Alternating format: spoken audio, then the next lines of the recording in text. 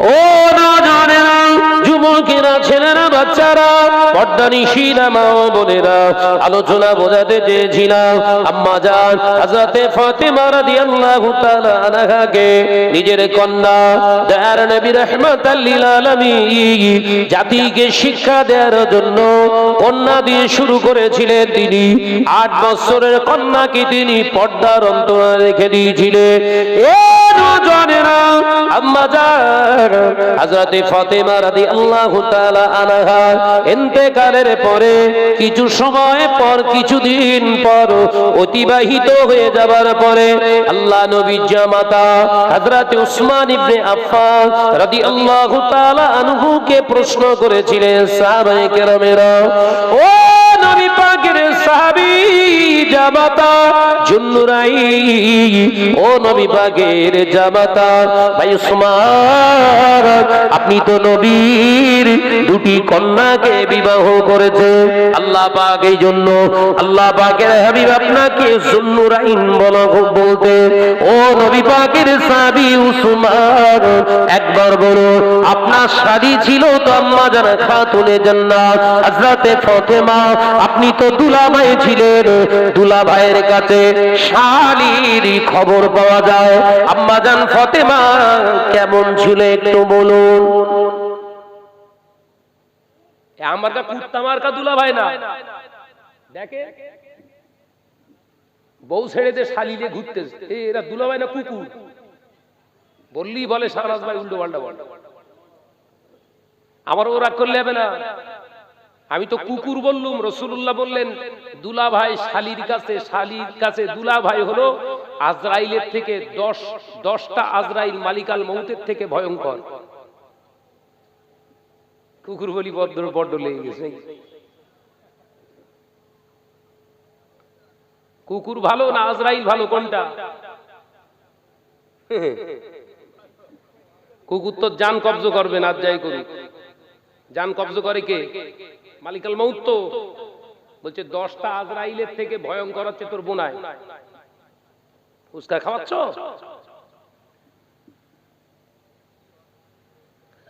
রাগ হচ্ছে ভাই? আরে আমি যদি না বলি আমার খবরে আবার বাস পড়বে। শেখপুর ওয়াজ করতে গিয়েছিলিস, কি ওয়াজ করেছিলিস? ফেল এর বজ্রাঘাত ফেল। কবর বাঁচানো ওয়াজ হচ্ছে, দুনিয়া খাই হয়ে যাক গিয়া।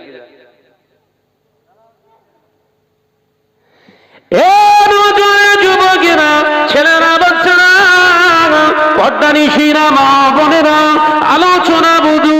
আল্লাহ নবী কলেজার জামাতা শেরে খোদা হযরতে আলী রাদিয়াল্লাহু তাআলা আনহু পাশে বসে রয়েছে, চোখ থেকে টস টস টস টস করে পানি ঝরে। আল্লাহ নবী জামাতা হযরতে উসমান ইবনে আফফান রাদিয়াল্লাহু তাআলা আনহু কাঁদতে কাঁদতে হুজুর ফুফরে ফুফরে ডুকরে ডুকরে কাঁদতে লাগলেন। ফাতেমা রাদিয়াল্লাহু তাআলা আনহার কথা শুনে হযরত উসমানকে আবারও জিজ্ঞাসা করলেন, ও নবী পাকের জামাতা হযরত উসমান, আপনি রোনাজালি কেন করেন? আপনাকে কি কষ্ট দিয়ে ফেললাম? হযরত উসমান বললেন, না ভাইরা, আপনারা আমাকে কষ্ট দেন না, তবে যে প্রশ্নটা করলেন উত্তরটা আমি দিতে পারবো না। উত্তরটা কেন দিতে পারবেন না? ও আল্লাহ নবী সাহাবীরা, আল্লাহর কসম করে বলি, রাসূলুল্লাহ দরবারে জামাতা হিসাবে আমি যখন প্রেজেন্ট হয়েছি, যতবার গিয়েছি, আল্লাহ নবী জামাতার কোনো যত্ন হতে দেন না। নবী আমার নিজে হাতে করে টস কাদিম করে যে জামাইয়ের খাওয়া দাওয়ার অ্যারেঞ্জ করেছে। আল্লাহর কসম করে বলি, আমার বোন ফাতেমা আমার শালী ছিল, খাতিরে জান্নাত আমার শালী ছিল, এটা যেমন সত্য। ফাতেমা আমি ফাতেমা দুলাভাই, এটাও তেমন সত্য।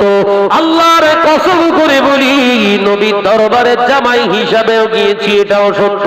কিন্তু আল্লাহর কসম করে বলি, ফাতেমার গায়ের কালার কেমন, ফাতেমা কতটা হাইটে উঁচু, ফাতেমা মোটা ছিল না তিন ছিল, ফাতেমা কমন কণ্ঠস্বরে কথা বলতে আমি উসমান কোনদিনের জন্য জানতে পারি না।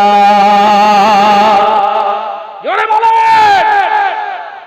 তোমারটা এলাকা চষে বেড়াচ্ছে, আর দেখতে দেখতে আসলে বলে কি বলে, আমার মেয়ের মতো আপনি এলাকায় খুঁজে পাবেন। বলে না বলেন? ওর বাপ মিথ্যে কথা বলেছে, সত্যি কথা, সত্যি কথা বলে বলো, বুঝতে পারিনি কেউ। যারা দেখতে এসে তাই তো বিরাট শুভ দিব দেয়। হ্যাঁ, ওর বাপ সত্যি কথা বলে বলো, ওর মেয়ের মধ্যে একটাও নেই, ওইরকম বাগান ঠেলা একটাও নেই, ওইটা ডাইরেক্ট বলে দেয়।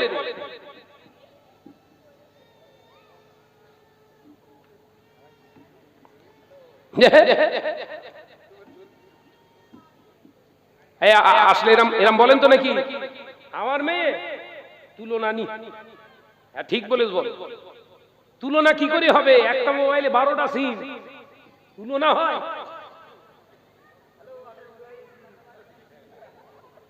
ওই বুঝতে পেতে হাড়ে হাড়ে বুঝতে পেতে। যুবকেরা, ছেলেরা, বাচ্চারা, রাগ করো না ভাই, আমি তোমার ঘরের সন্তান, ইমানি ভাই হিসেবে তোমাকে সতর্ক করে দিয়ে যায়। কারণ আল্লাহ নবী পাক জবানে জানিয়ে দিয়েছে, কিয়ামতের দিন মহাময়দানে হাসরের মাঠে যে মহিলাগুলো জাহান্নামী হবে, তাদের পেছনে তাদের বাপ, তাদের ভাই, তাদের বেটা, তাদেরকে ও জাহান্নামে রাখা হবে। যে নারীগুলো জাহান্নামে যাচ্ছে, ওদের পেছনে কাদের লাইন দেবে?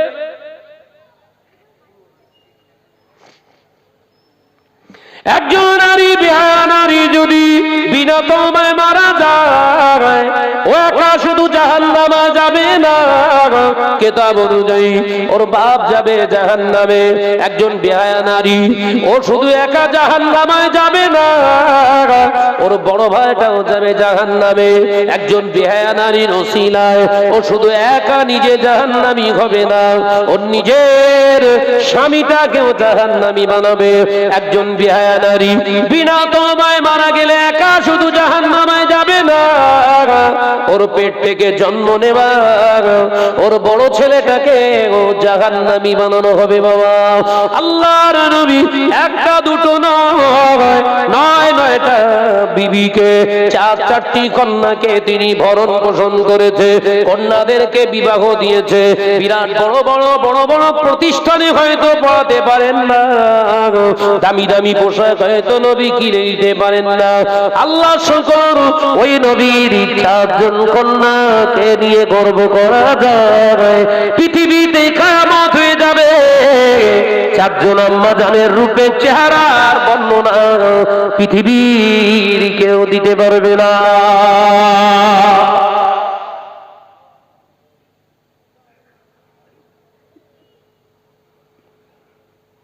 মুসলিম সমাজ আজকে কোথায়? শিক্ষা প্রতিষ্ঠান তো মাশাআল্লাহ ভর্তি এলাকায়, এক একটা এলাকায় যাচ্ছে দুটো তিনটে করে মাদ্রাসা।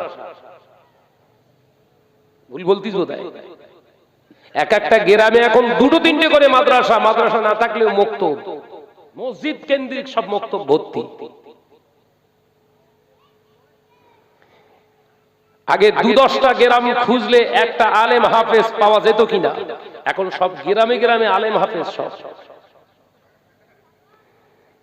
আগে গ্রামে একটা মসজিদ ছিল, এখন 3-4 খানা করে মসজিদ।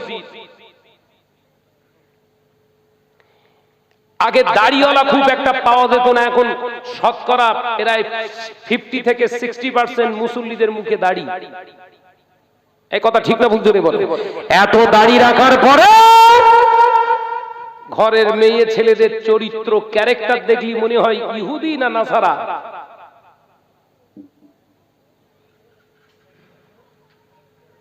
বাবা, তোমার নামাজ তোমার কাছে থাক, শুধু নামাজ পড়া আল্লাহ ফরজ করিনি,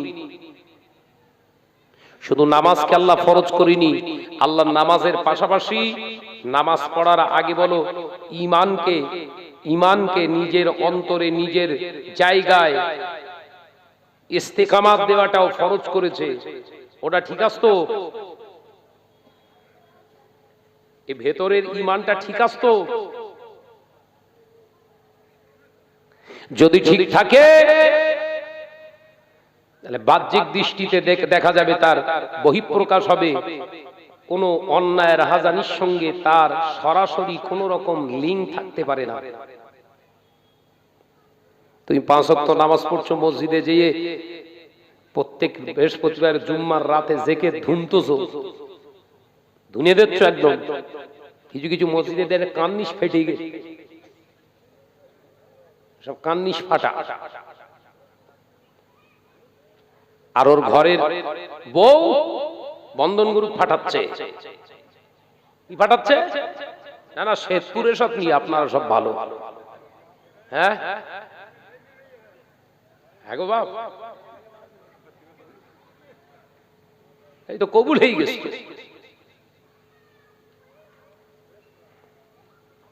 গোটা পৃথিবীতে 200 কোটি মুসলিম বসবাস করছে। ক কোটি? 187টা দেশে মুসলমান বসবাস করে। অনলি ফর ওয়ান রিলিজিয়ান, একটা ধর্মের উপরে বিশ্বাসী মানুষের মেজরিটি এককভাবে রাষ্ট্র আছে 57, 57টা। কটা? গোটা পৃথিবীতে 800 কোটি মানুষের বসবাস, 224টা দেশ। এর ভিতরে একটা ধর্মের বিশ্বাসী মানুষের দেশ কটা? কথা বলছেন না কেন? তারপরেও মার খাচ্ছে কারা?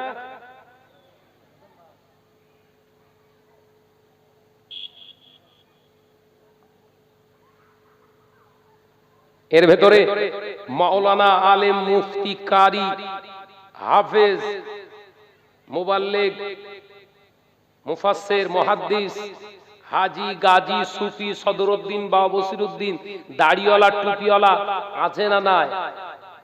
সবাই মিলে দোয়া চাইছি, আল্লাহ ফিলিস্তিনিদের গায়েবী মদদ দাও। মার বেড়েছে না কমেছে? তাহলে দোয়া কবুল হচ্ছে তো?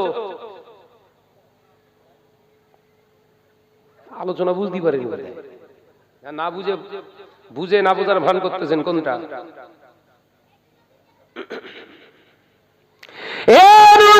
যুবকেরা, ছেলেরা, বাচ্চারা, বদরের ময়দানে আল্লাহ নবী সাহাবীরা, মুসলমানের সংখ্যা 313 জন। আল্লাহ নবী সাহাবায়ে কেরামদের বললেন, সাহাবারা তোমরা কতজন? ইয়া রাসূলুল্লাহ, হাবিবাল্লাহ আমরা টোটাল হলাম 313। তারা কত? 1000-এর উপরে।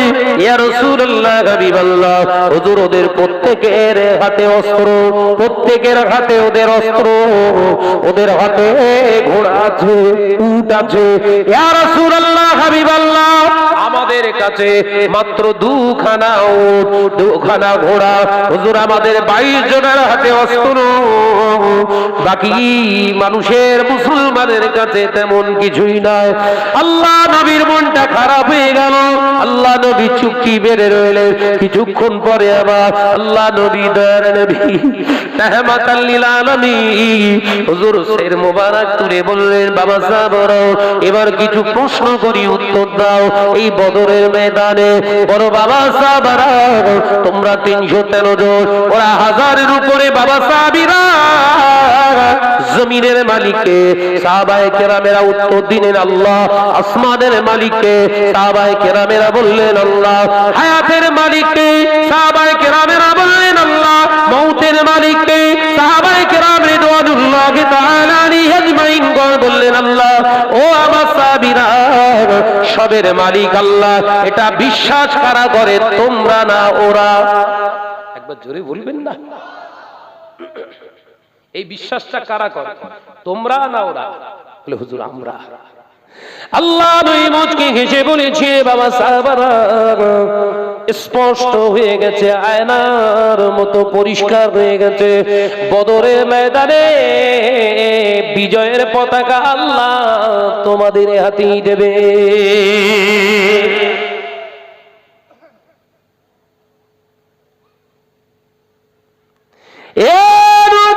যুবকেরা, সাহাবী একজন প্রশ্ন করলে, ইয়া রাসূলুল্লাহ, হাবিবাল্লাহ অস্ত্র নাই, কি করে বিজয় আসবে? আল্লাহ নবী বলেছিলেন, বাবা সাহাবী রে, সবের মালিক যদি আল্লাহ হয়, বিজয় করার মালিক আল্লাহ। এই বিশ্বাসটা তোমার ভিতরে আছে না নাই? হাই ইয়া রাসূলুল্লাহ, আছে তো।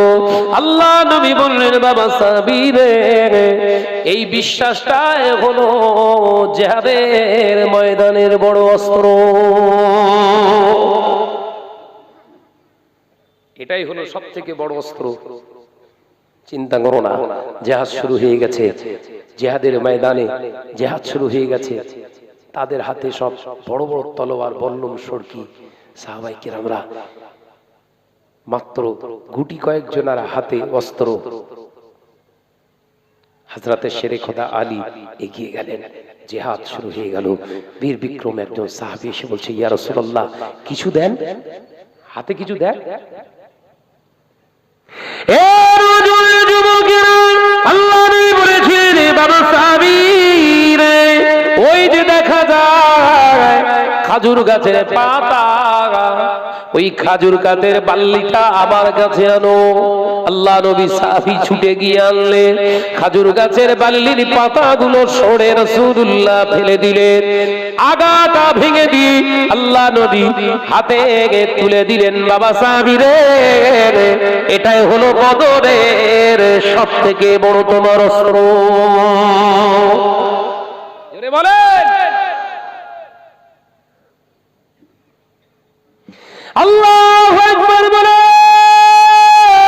সাহাবী হুজুর ঝাঁপিয়ে পড়েছে, কিতাবের ভিতরে যেতে বুখারীর রিওয়ায়াতে পাওয়া যায়, আল্লাহ নবী ওই সাহাবী হুজুর আমার জিহাদের ময়দানে আল্লাহু আকবার বলে যখন ঝাঁপিয়ে পড়েছে, যত কাফেরের গায়ে খাজুরের বাল্লে দিয়ে তিনি আঘাত করেছিলেন, ওটা বোঝা যায়নি খাজুরের বেল্লের আঘাত না, তলোয়ারের আঘাত।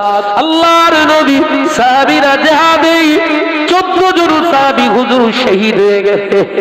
আল্লাহ নবী নবী সমস্ত সাহাবায়ে কেরামদেরকে দাফন কাফন করলেন, কাফন দাফন দিয়ে জানাজা আদায় করে কাফন দাফন দিয়ে আল্লাহ নবী বললেন, বাবা সাহাবীরা কিছু কি বুঝলে? না ইয়া রাসূলুল্লাহ, হাবিবাল্লাহ, আমাদের 14 জন চলে গেল হুজুর। ওদের আল্লাহ নবী জিজ্ঞাসা করলেন, কতজন গেল? হুজুরের 70 জনের উপরে ওরা শেষ হয়ে গিয়েছে, ওরা ছত্রভঙ্গ হয়ে পালিয়ে গিয়েছে। আল্লাহ নবী বললেন, সাহাবীরা তোমাদের কি মনে হয় এ জিহাদে তোমরা কি শুধুই শামিল ছিলে? না ইয়া রাসূলুল্লাহ, হাবিবাল্লাহ, তা জানতে পারি না। আল্লাহ নবী বলেছিলেন, এ জিহাদে শুধু তোমরা ছিলে না, আমার আল্লাহর আসমানি ফেরেশতারাও তোমাদের হয়ে জিহাদ করেছে। আমরা সেই জাত তো নাকি? এই কথা বলছেন নাকি? আসমানি সাহায্য আসবে কার কাছে? আমাদের কাছে। তো কই ফিলিস্তিনের এরকম বোম মারতে সাহায্য আসে কই?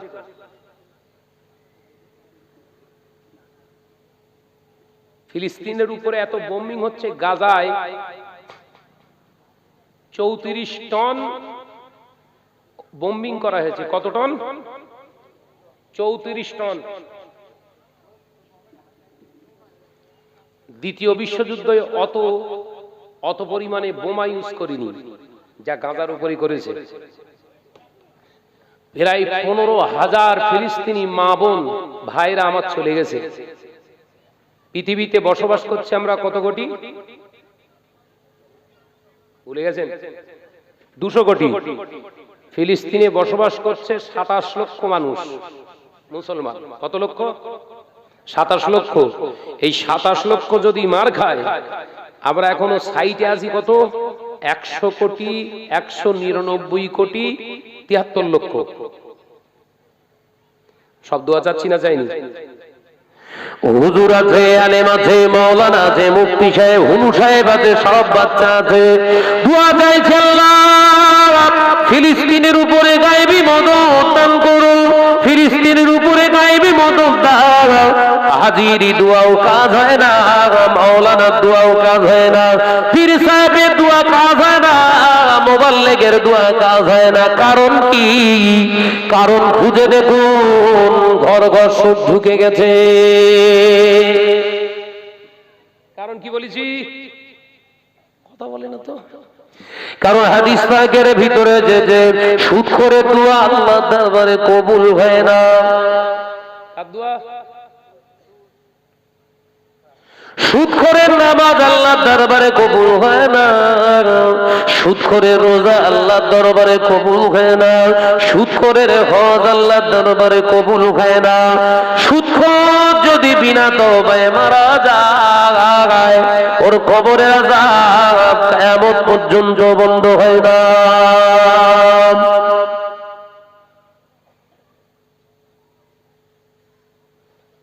আমরা ঠিক আছি তো? ইসরায়েল তো খারাপ বুঝতে পেরেছে জন্মের গন্ডগোল। আমার কাছে জন্ম এত ভালো, তা কাজ হচ্ছে না কেন? এটা হচ্ছে আত্মসমালোচনা। পর সমালোচনা জায়েজ নেই বলে। আত্মসমালোচক হলো জান্নাতি। একবার জোরে বলুন। জোরে হলো না। আর পর সমালোচকের পরিচয় হলো আল গিবাদু আসাদ্দু মিনাজ জিনা। জিনাখোরের থেকে নিকৃষ্ট ওই ব্যক্তি যে পরের সমালোচনা করে। ইসরায়েল তো বুঝতে পারিস খারাপ, তা আমরা তো ভালো। তাহলে ভালো দোয়া কাজ হচ্ছে না কেন? ওই বদরের ময়দানে দোয়া করলো, এক চান্সে কাজ হয়ে গেল, আমার কাজ হচ্ছে না কেন? ওই 96 আতর মেরে ঘোরা মানুষ সারাদিন মুতিয়ে পানি লেই। কথা বুঝতে পারছেন না? আলোচনা অসুবিধা হচ্ছে? আমার কি গন্ডগোল হচ্ছে নাকি বলেন? 96 আতর মেরে ঘুরছে, সারাদিন পেচ্ছাপ ফিরে পানি লেইনি, খুঁজলেন। আমার অবস্থা এরকম হচ্ছে না তো? বললে বলে শাহনাজ ভাই বিরাট উল্টো পাল্টা বলে। তা যারা ভালো বলে ওরকে দাওয়াত দিই, আমি এসব পারবো না। তেল মাখানো জিনিস আমি না।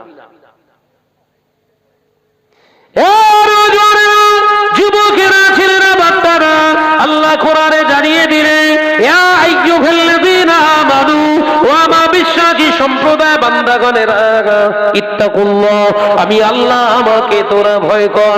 দুনিয়ার কোন নেতাকে নয়, দুনিয়ার কোন মন্ত্রীকে নয়, রাষ্ট্রনায়ককে নয়, দুনিয়ার কোন মেম্বারকে নয়, প্রধানকে নয়, এমএলএ কে নয়, এমপি কে নয়, আমি আল্লাহ পাক আমাকে তোরা ভয় কর। কারণ এই জন্য ভয় করবি, আমি তোদের হায়াতের মালিক, আমি তোদের জানের মালিক, তোদের জান নেওয়ার মালিক আমি মৌতের মালিক ও আল্লাহ, জমিনের মালিক আমি আল্লাহ, আসমানের মালিক আমি আল্লাহ। ওরে আমি তোদের আল্লাহ, একদিনের আল্লাহ নয়। আল্লাহু লা ইলাহা ইল্লা হুয়াল হাইয়ুল কাইয়্যুম, আমি আল্লাহ, সেই আল্লাহ যে আল্লাহ ছিল, যে আল্লাহ আছে, আগামীতে ও আমি থাকবো। ও 5 বছরের আল্লাহ না আমি? আমার কেন ভয় করবি? আমাকে কেন ভয় করবি?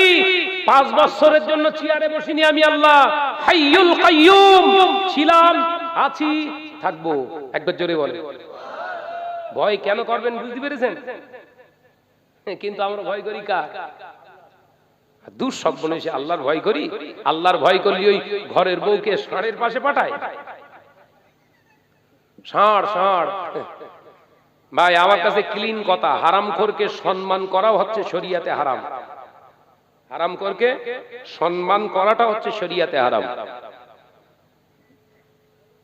এই যারা এই বন্ধন গ্রুপের টাকা টাকা তুলতে আসে, গ্রুপ লোন, ওদের সব আমার ভাবিরা সব ডাকে স্যার।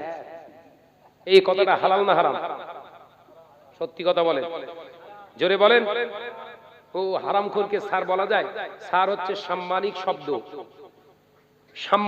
সাম্মানিক শব্দ সম্মানীয় ব্যক্তির জন্য প্রযোজ্য, ইংরেজি শব্দ। তো যে সুদ খায় ও সম্মানীয় ব্যক্তি? কি সব চুপ করে টেনশনে পড়ে গেছে নাকি? হ্যাঁ,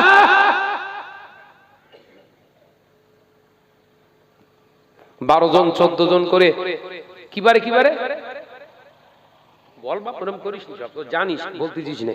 কিবারে কিবারে? বুধবার, ওই বলিস বুধবার, বৃহস্পতিবার, মঙ্গলবার।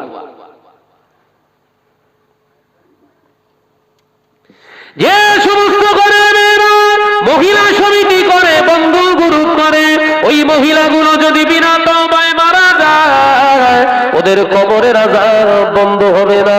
ওই সমস্ত নারীগুলো, যে নারীগুলো বন্ধন গ্রুপের টাকা, মহিলা সমিতির টাকা তুলতে যায়, ষাঁড়ের সঙ্গে মিটিং করে, ওরা যদি বিনা তওবায় মারা যায়, ওদের ইন্তেকালের পরে, ওদের মরণের পরে তামাম পৃথিবীর আলেমেরা যদি ওদের কবরের পাশে দাঁড়িয়ে দাঁড়িয়ে কেঁদে কেঁদে কেঁদে কেঁদে তাম পৃথিবীর আলেমের চোখের পানি শুকিয়ে গিয়ে যদি চোখে যদি ঘাও হয়ে যায়, এই বন্ধন গ্রুপ কারণে বলা তোদের কবরের আযাব বন্ধ হবে না। শুধু ওরা একা জাহান্নামে যাবে না, ওদের স্বামী, ওদের ছেলে, ওদের বাপ, ওদের পয়দাশী ছেলে এবং ওদের ভাইগুলো কেউ আগে জাহান্নামী করা হবে।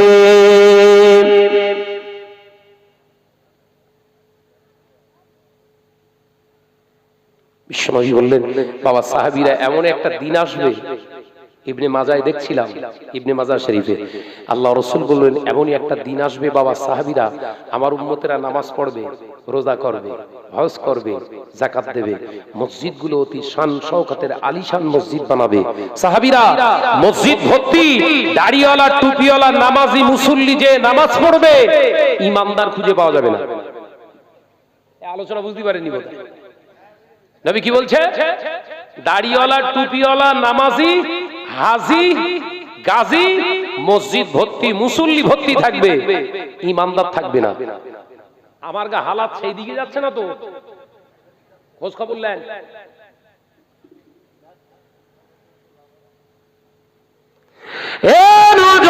যুবকেরা, ছেলেরা, বাচ্চারা, পর্দানিশীলা মা ও বোনেরা শুনে রেখে দেন, রাগ করবেন না।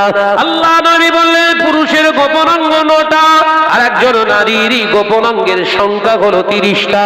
আল্লাহ হুজুর কিতাবের ভিতরে লিখছে মহিলাদের 1 নম্বর গোপন অঙ্গ হলো তাদের মাথার চুল। এদের 1 নম্বর গোপন অঙ্গ কি? তাতে ওর বব কাটিং বেরিয়েছে। কি কাটিং? বব।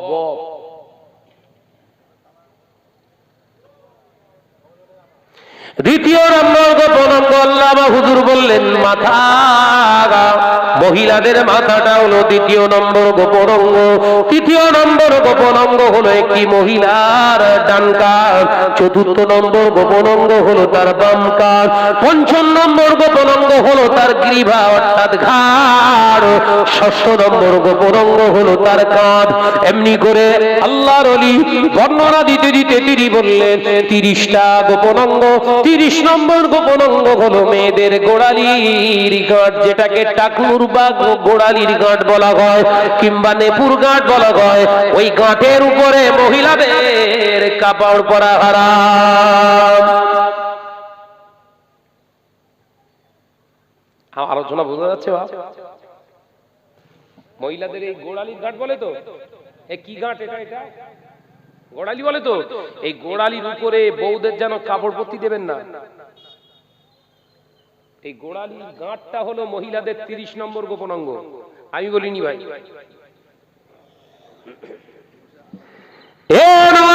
যুবকেরা, ছেলেরা, বাচ্চারা, পর্দানিশীলা মা ও বোনেরা শুনে রেখে দেন, জেনে রেখে দেন। আল্লাহর ওলি মুজাদ্দিদুজ্জামানের অন্যতম খলিফা আল্লামা বসিরাটের বড় মাওলানা হুজুর রহমাতুল্লাহ আলাইহি বললেন পুরুষের জন্য গোড়ালির গাঁটের নিচে কাপড় ঝুলিয়ে পরা হারাম, আর নারীর জন্য উঠিয়ে পরানো হচ্ছে হারাম। দেখেছেন? নারী আর পুরুষের ভিতরে পার্থক্য পোশাকে কোন জায়গায়? গোড়ালির গাঁটের নিচে ঝুলিয়ে পড়বে কারা? ছেলেরা। বলছে হ্যাঁ, বিশাল আওয়াজ হচ্ছে।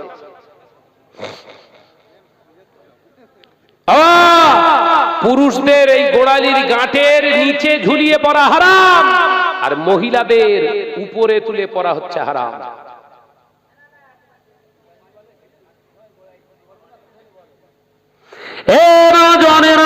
যুবকেরা, ছেলেরা, বাচ্চারা, পর্দানিশীলা মা ও বোনেরা রাগ করো না মা, কান খুলে শুনে গিবি। কোন মহিলা যদি ইচ্ছাকৃত যদি মাথার চুল খুলে দেখায়, ওর মাথার চুলটাকে জাহান্নামের আগুনে জানানো হবে। কোন মহিলা যদি মাথাটা খুলে দেখায়, ওই মাথাটাকে আল্লাহ জাহান্নামের আগুনের খোরাক বানাবে। কোন মহিলা যদি ওর হাতের কনুইটা আলগা করে দেখায়, ওর ওটার কনুইটাকে জাহান্নামের আগুনে জানানো হবে। কোন নারী যদি ওর বাজু দুটো দুটো দেখায়, ওই বাজু দুটোকে আল্লাহ জাহান্নামের আগুনের খোরাক করবে বাবা। কোন নারী যদি পিঠটাকে দেখায়, কোন নারীর পিঠটা যদি বিনা কারণে একজন নারীকে দেখায়, ওই পিঠটাকে আল্লাহ জাহান্নামের আগুনে জানাবে। কোন নারী যদি বিনা কারণে কোন নারীর যদি উরতটা দেখায়, উরতটা জানুটা দেখায়, আল্লাহ তাআলা জানুটাকে জাহান্নামের আগুনে জানাবে। কোন নারী যদি বিনা কারণে কোন নারীর যদি পেটটা দেখায়, ওই পেটটাকে আল্লাহ জাহান্নামের আগুনে জানাবে।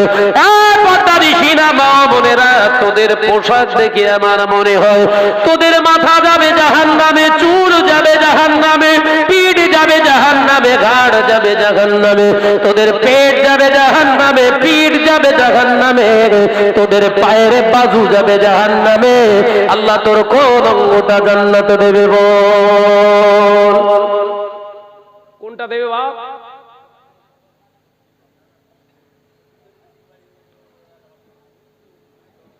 মুসলিম সমাজ কবে শোধরাবে?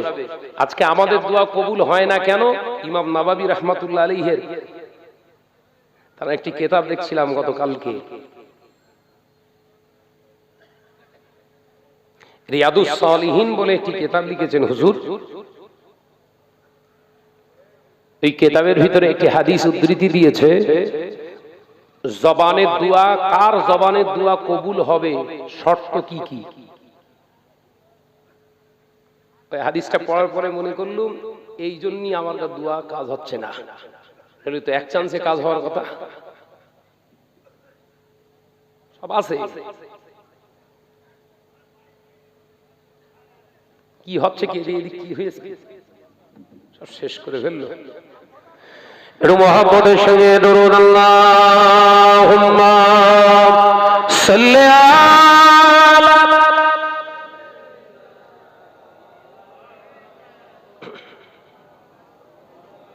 আমার একটু চা খাওয়ালেন।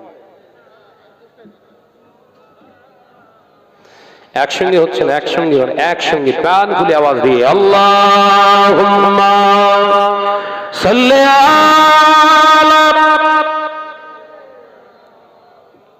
এই ছেলেরা এসে বসো না, ওইদিক পালাবে? বসবে না পালাবে? দেখো তোমার ব্যাপারই তো আলাদা। এসে বসো। ডেকে লো রাসূলুল্লাহ রওজা পাকের কিনারে, আমি সইতে পারি না বিরহ ব্যথা, ধন্য করো দিদারে। একবার জোরে হবে না সুবহানাল্লাহ? জোরে হবে না সুবহানাল্লাহ? ডেকে লো রাসূলুল্লাহ রওজা পাকের কিনারে, আমি সইতে পারি না বিরহ ব্যথা, ধন্য করো দিদারে। আল্লাহুম্মা সাল্লি আলা।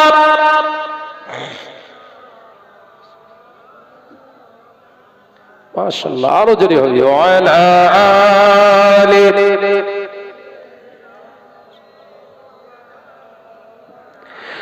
নূরে উজ্জ্বল চেহারা তোমার, দেখে মন যে ভরে যায়। একবার জোরে হবে না? একটু ছেড়ে মারেন না। নূরে উজ্জ্বল চেহারা তোমার, দেখে মন যে ভরে যায়। তোমার ওই গুলবুজে খাজরা দেখে ঈমানও বেড়ে যায়। জোরে হবে না? দেখে লো রাসূলুল্লাহ রওজা পাকের কিনারে, আমি সইতে পারি না বিরহ ব্যথা, ধন্য করো দিদারে। আল্লাহুম্মা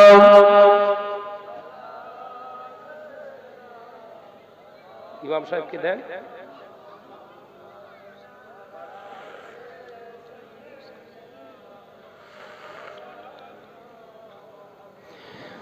মদিনার ওই আকাশ, মদিনার ওই বাতাস, মদিনার ওই আকাশ, মদিনার ওই বাতাস, মদিনার ওই জাবালে উহুদ তোমাকেও সালাম জানা। জোরে বলবেন না, ছিললে হবে না। দেখল রাসূলুল্লাহ রোজা পাকের কিনারে, আমি সইতে পারি না বিরহ ব্যথা, ধন্য করো দিদারে। আল্লাহুম্মা জোরে জোরে সাল্লি আলা।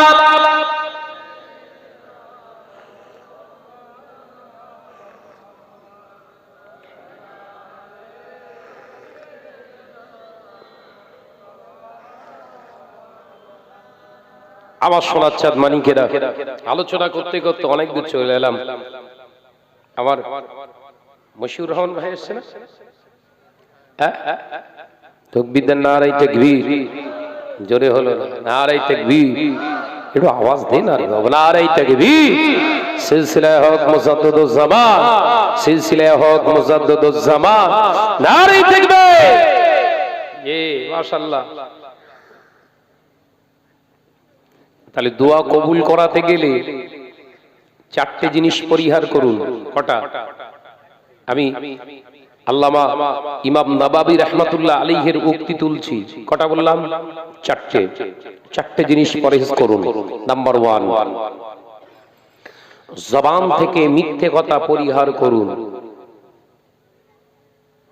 এসব প্রত্যেকটার পেছনে হাদিস আছে। প্রতিটা উক্তির পিছনে হুজুর 3টে করে আবার হাদিস দিয়েছে। তৈরি করার কথা বলিনি, তুমি হাদিসের যুক্তি ওখানে পেশ করেছে। জবান থেকে মিথ্যে কথা পরিহার না করলে জবানের দোয়া আল্লাহ কবুল করবেন না।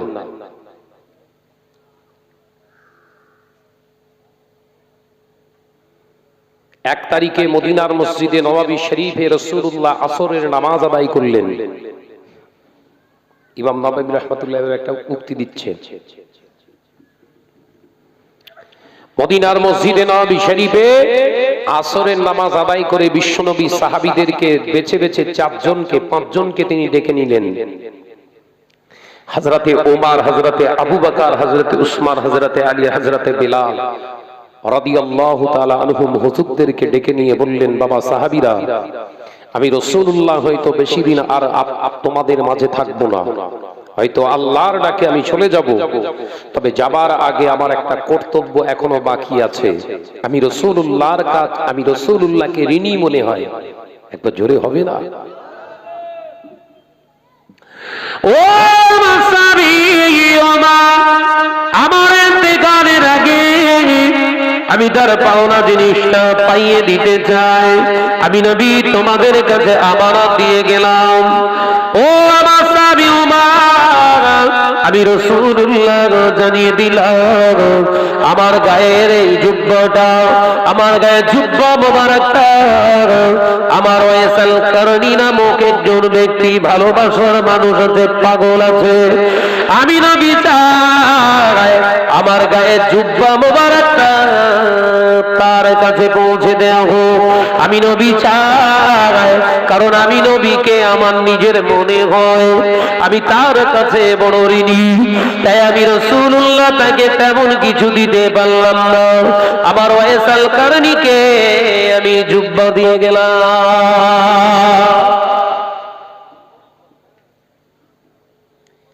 কাহিনী কাহিনী না বলো, মনে করছেন কাহিনী বলতে নাই।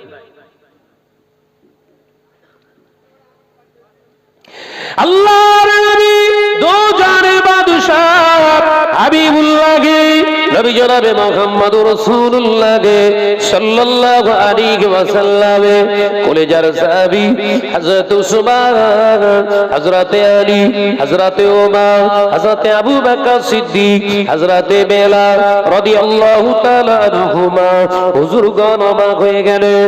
আল্লাহ নবী বললেন, বাবা সাহাবীরা, আমি নবী শুধু জুব্বা নয়, আমি নবীর তরফ থেকে তানাকে সালাম দিও। নবী সালাম পাঠাচ্ছে, গায়ের জুব্বা।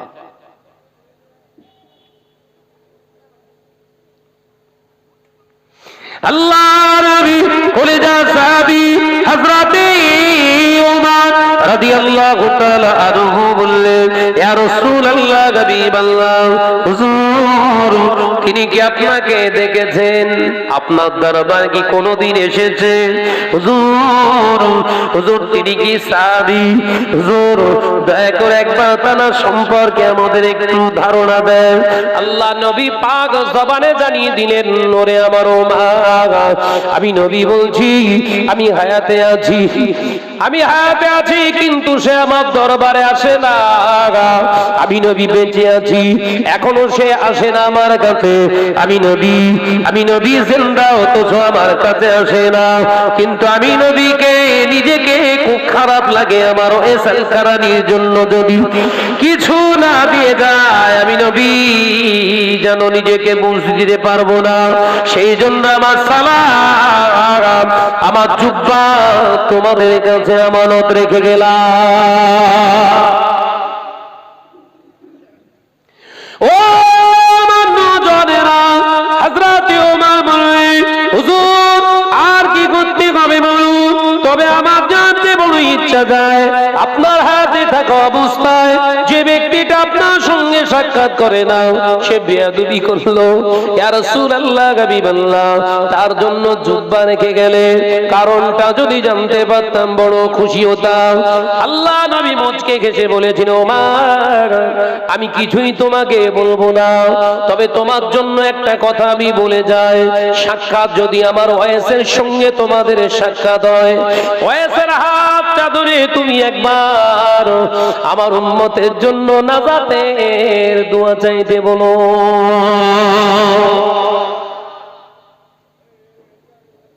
নবী সাহাবী না, অথচ রাসূলুল্লাহ সাহাবীদের বলছে, আমার ওয়াইসাল কারণী সাক্ষাৎ হলে হাতটা ধরে উম্মতের শাফাআতের নাজাতের দোয়া চাইতে বলো। কারণ ওয়াইসাল কারণী দোয়া করলে আল্লাহ ফেরায় না। একবার জোরে বলে, একবার জোরে হবে না? এবার কারণগুলো শুনে নেন। হাদিসটা অনেক বড়, বলবো না, সময় নেই, বসে গেছে। বাবু কারণগুলো শুনে নেন। এক নাম্বার কারণ, দুনিয়া জমিনে তোমরা আমার সুন্নাত বহু আদায় করেছো। আমি নবী দেখতে পাই আমার সুন্নতের তাৎপর্য তোমাদের কাছে অনেক বেশি, কিন্তু আমার ওয়াইসাল কারণী আমার দরবারে আসে না। সে শুনেছে আমি রাসূলুল্লাহ জবানে কোনোদিন মিথ্যা বলি না, আজ পর্যন্ত আমার ওয়াইসাল কারণীর জবান দিয়ে মিথ্যা বার হয় না। দেখেছেন সুন্নত, সুন্নত ওই মিষ্টি খাওয়া সুন্নত তো সবাই ঝাড়বেন ফিরি ফেলে।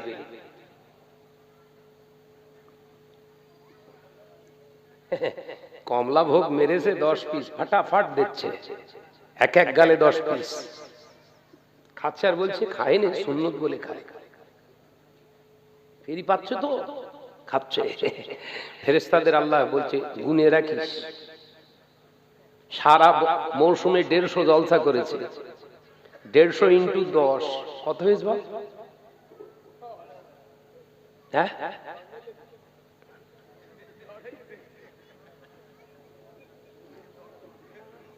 1,500 হচ্ছে না? 1.5 মেরেছে। ফেরেশতারা বলছে জলসার সিজনের শেষে আল্লাহ বলছে 1,500 হয়ে 1,500। বলো হ্যাঁ, আমার বান্দা আমার নবীকে খুব মহব্বত করে, 1,500 খেয়েছে সুন্নত, তাহলে ঠিক আছে, আগামী সিজন আসুক তার আগে আমি ব্যবস্থা করছি।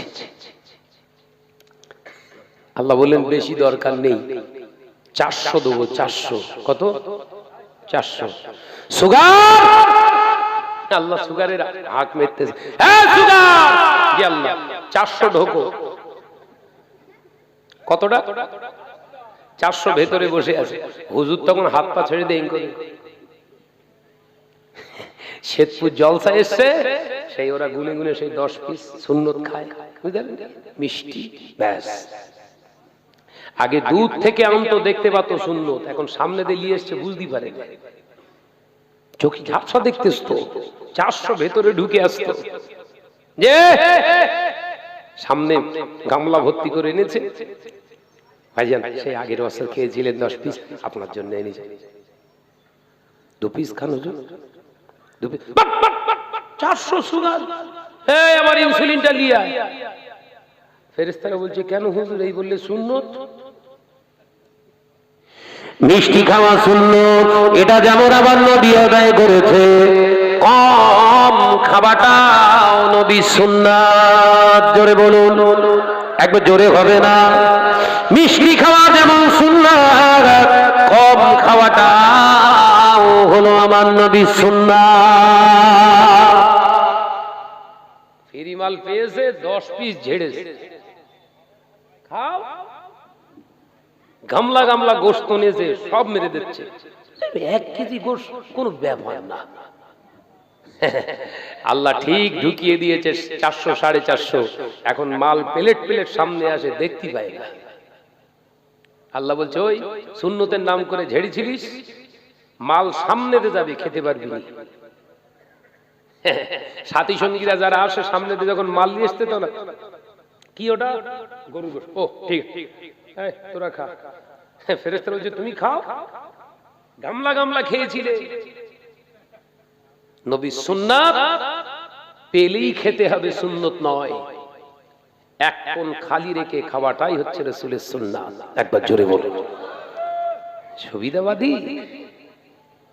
যে আমাকে সবাই বলে ভাই আপনার সুগার টুগার হয় না? না তো, কেন বলেন?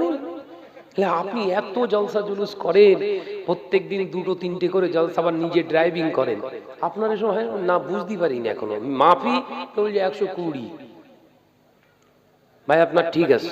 এবার হসপাকে গেলুম, বৈশাখ দরবার শরীফে ভ্যাকসিন নিতে এসছি, পরীক্ষা করে বলছি আপনার দাড়ি সব হয়ে গেছে, সুগার দেখতে পাইনি তো। এখানে দেখলে খুব ভালো লাগতো না, ওই অপেক্ষায় আসো।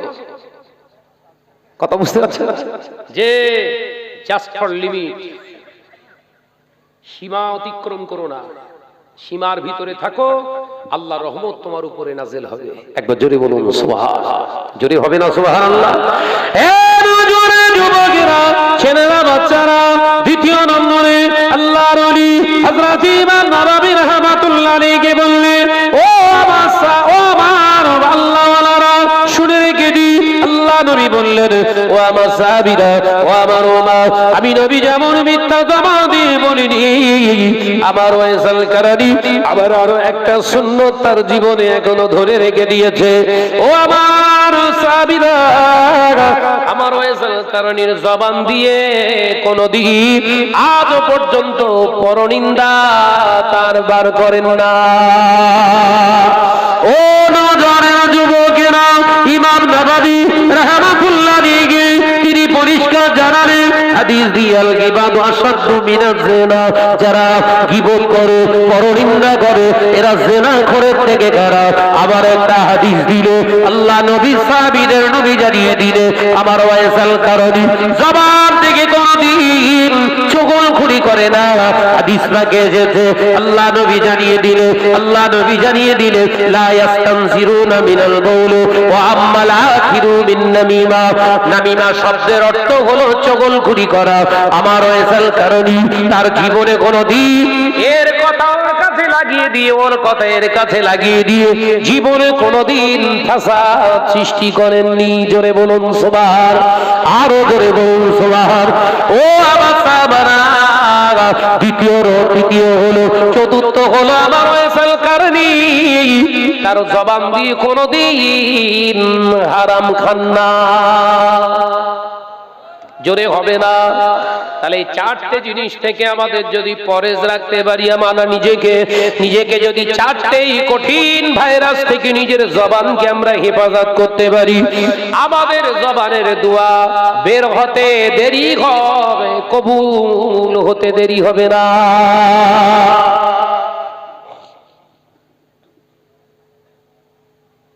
আল্লাহ আমাদের সকলকে মেনে চলার তৌফিক দেন, বলুন আমিন। আর যদি হয় না আল্লাহুম্মা আমিন। বর্তমান যুগ সন্ধিক্ষণে এই চারটে গুনার ভিতরে সবথেকে মুসলিম উম্মাহ সবথেকে বেশি জড়িয়ে। ঘুরতে ফিরতে মিথ্যা কথা বলা কোনো ব্যাপারই না, পরনিন্দা ঘুসঘুস ফুসফুস হচ্ছে ও মসজিদের ভিতরে, হাতে তসবির সুবহানাল্লাহ সুবহানাল্লাহ। কালকে শাহনাজ বলে একটা বক্তা, হ্যাঁ কি উল্টো পাল্টা বলেছে রে বাপ, সুবহানাল্লাহ সুবহানাল্লাহ সুবহানাল্লাহ। ফেরেশতারা বলছে আল্লাহ কোনটা আগে লোক, সুবহানাল্লাহটা না ও পরের নামে গীবত করছে ওইটা? আমরা হিসেব বুঝতে পারি। কম্পিউটারে ফেরেশতা পেছন দিয়ে শুধু কালো ধোঁয়া বের হচ্ছে, কম্পিউটারে বলতে পারে না কতবার সুবহানাল্লাহ পড়েছে আর কতবার পরের সমালোচনা করেছে। কথা বুঝতে পারছেন না? আল্লাহ আমাদের এই সমস্ত কঠিন ভাইরাস থেকে হেফাজত করে। করোনা বেরিয়েছিল কিছুদিন, সব নাকে সব গেজে পরে ঘুরতে, গেজে গেজে। আরে মাস্কের গোদা বাংলা কি? হ্যাঁ খুশি, গেজে গেজে গেজে, গোদা বাংলা বলিছি বলো। গেজে গেজে কেন না, নাক দিয়ে মুখ দিয়ে নাকি ঢুকছে ওই জন্য কলগুলো খুলছে, হাত দিয়ে খোল, এইখানে কি বজ্রাঘাত পড়েছে রে বাপ। করোনা হয়ে যদি তোর মুখেতে মাস্ক লাগাতে হয়, হাতে যদি আপনার হ্যান্ড স্যানিটাইজার লাগাতে হয়, তোর গাড়িটা যদি ওয়াশ করা লাগে, এ মুসলমান ওই করোনা ভাইরাসের ক্ষমতা খুব জোর হলে কবর পর্যন্ত নিয়ে যেতে পারে। আল্লাহর পাওয়ার দিয়েছে, হয়তো কবর পর্যন্ত নিয়ে যেতে পারে। ওর দায়িত্ব শেষ, তোর খাটিয়া ধরিয়ে দেওয়া পর্যন্ত ওর দায়িত্ব শেষ হয়ে যাবে। কিন্তু হারাম সুদ নামক ভাইরাসটা তোকে কবর পর্যন্ত পৌঁছায় না, তোকে জাহান্নাম পর্যন্ত নিয়ে যাবে। মুসলমান, করোনার জন্য যদি তুই মাস্ক পরিস, সুদের মতো ভাইরাসের জন্য কি পড়া লাগে?